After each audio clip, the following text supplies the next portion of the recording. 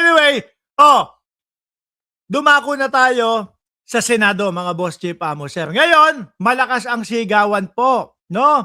Malakas ang sigawan, mga kababayan, na, nako, eto, pinagre-resign si Alan Peter Cayetano. Pero bago po tayo dumako dyan, mga bossing, sa pagpaparesign kay Alan Peter Cayetano, mga kababayan, pumunta muna tayo dito sa 18 Marites. Opo, nagbabalik po ang 18 Marites.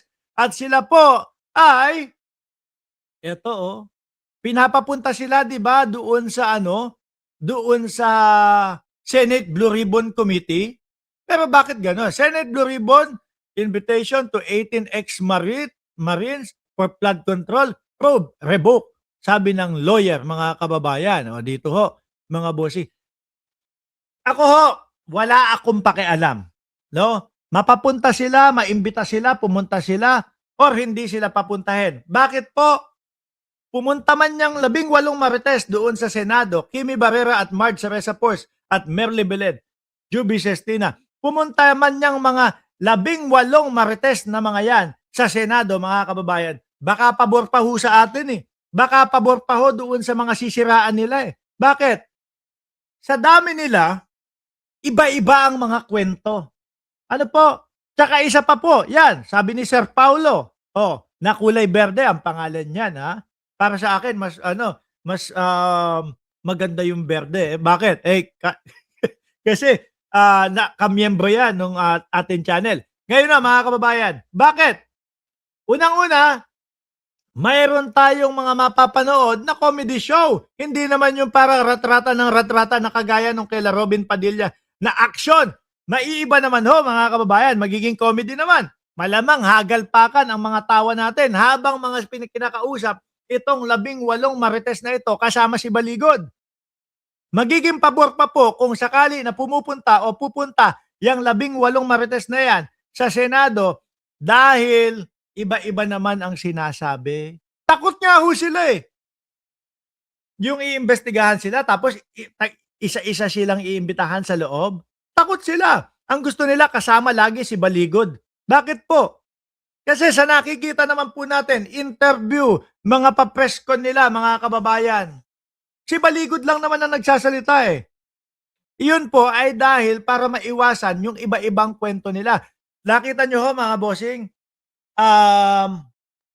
Nakita nyo po, mga kababayan? Isang beses, ilang maleta ang dinala mo kay Bongbong Marcos? Ang sagot ng isa, 3 po. Inulit doon sa isang tao. Ilang maleta ang dinala nyo kay Bongbong Marcos? 5 po. Biruin mo yan. Yung kay Congresswoman Leila de Lima. Mga bossing, ano sabi nila? Si Congresswoman Leila de Lima din po nakatanggap ng maleta. Napansin yung date o petsa ng mga sinasabi nila. Kalalabas lang ng kulungan ni de Lima niyan ah. Bakit at ano ang dahilan kung bakit ninyo bibigyan ng maleta si De Lima? Biglang kumambyo itong mga ito. Ay hindi, na oversight lang naman po si De Lima. Tapos paper bag na lang daw ho ang naibibigay kay Congresswoman Leila de Lima. Yung mga ganong bagay ho, mga kababayan. Di po ba? Sabi ko, kapag kaya itong mga ito, inimbitahan doon sa Senado, tiyak ko, mas puntos pa ho doon sa mga sinisiraan nila kesa pumuntos sila. Dahil mismong sariling bibig na nila, sariling mga pagpapahayag na nila, yung naglalaglag ho sa kanila. Pero, nung panahon ho ni Senador Ping Lacson, na siya ang namumuno diyan sa Senate Blue Ribbon Committee, hindi na lang ho pinayagan, mga kababayan, o hindi na hinayaan. Bakit? Aksaya sa oras. Alam na natin eh, na ginagago lang tayo nitong mga ito. Alam na natin eh, puro katarantaduhan lang ang mga sasabihin nito eh. Bakit aaksayahin natin yung pera ng bayan na kinakalta sa bawat Pilipino, kinsenas katapusan, bawat pagbili ng candy o ulam o kahit na ano, may nakapatong na tax. Tapos kekengkoyin lang nitong mga ito ang Senado. Kung nakikita na po natin na puro katarantaduhan lang ang sinasabi nitong mga ito sa mga press con nila, bakit pa? Sabi ni Kimi Barrera, mauuwi sa angpaw yan. 'Di ba? Nabubuko na Alam mo na Oh, tapos yung mga address pa, wala. Tsaka kung mapapansin nyo, yung 18 marites, nakaganon lang Nasa likod, nakaganon lang. Puro si baligod na si baligod na si baligod. Si baligod na lang ang papuntahin nyo dyan. Di ho ba? Si baligod na lang ang papuntahin nyo dyan. Tapos kapag ka na nagkamali ng sagot at nagsinungaling, halata, ikulong sa Senado. Di ho ba mga kababayan? O gano'n. 18 marites. Kaya lang, para ho sa akin, well, bahala sila dyan. Sino ba ang ngayon? Ang tatayo bilang Senate Blue Ribbon Committee na chairman? Kapatid ni Alan Peter Cayetano. Di i-push nyo para lalong pagtawanan ang Senado. Alam nyo mga bossing, bagsak na po ang tiwala ng mamamayang Pilipino sa Senado. Sabi ni Jenny Ramos, nag-deliver sila sa Paway late. Yung nakatira doon, anak ni Amy. Siya lang may bahay doon sa May Lake. Aray ko po.